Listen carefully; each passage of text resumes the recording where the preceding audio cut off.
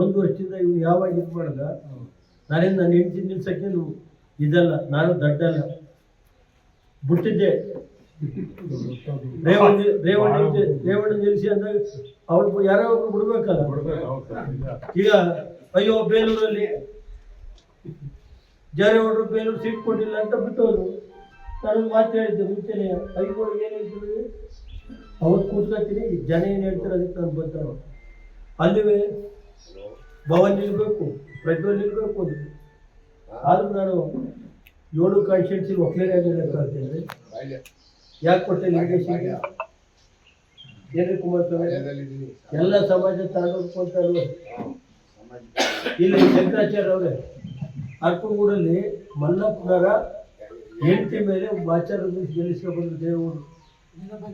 ಜಿಲ್ಲಾ ಪಂಚಾಯತ್ ಉಪಾಧ್ಯಕ್ಷ ಎಲ್ಲ ರಾತ್ರಿ ಎಲ್ಲ ಹೋಗಿ ಬಂದು ಸುತ್ತ ಹಾಕೊಂಡು ಒಬ್ರು ವಸ್ತುವನ್ನ ಸೋಲಿಸಿ ದೇವೇಗೌಡರು ಹೋಗಿ ಆಚಾರ ಗೆಲ್ಲಿಸ್ಕೊಂಡು ಬಂದಿದ್ರೆ ಪಾರ್ವತಮ್ಮನ್ನ.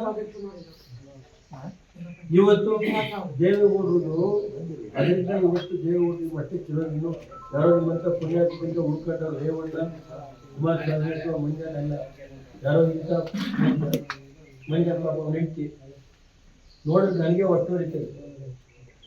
ಯಾರು ಬಂದು 500 ಜನ ಇದ್ಮೇಲೆ ಹಾಕೋದು ಏನಾಗಿದೆ. ಕೆಲವನ್ನ ಪ್ರತಿಯೊಂದು ಗೊತ್ತಾಗಲ್ಲ. ಒಳ್ಳೆ ಹುಡುಗ ಅವ್ಯಾವರು 4-5 ಹಾಕ್ಯಾತಾನೆ.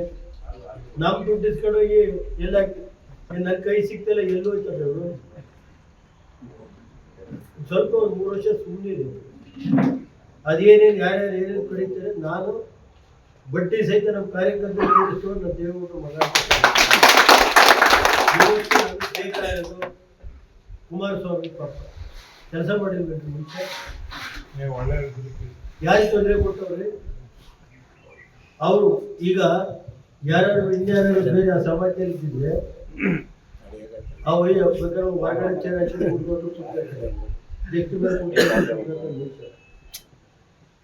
ಯಾರು ನೀವು ಕಳ್ಕೊತಿರುವಂತೂ ಅವ್ರಿಗೆ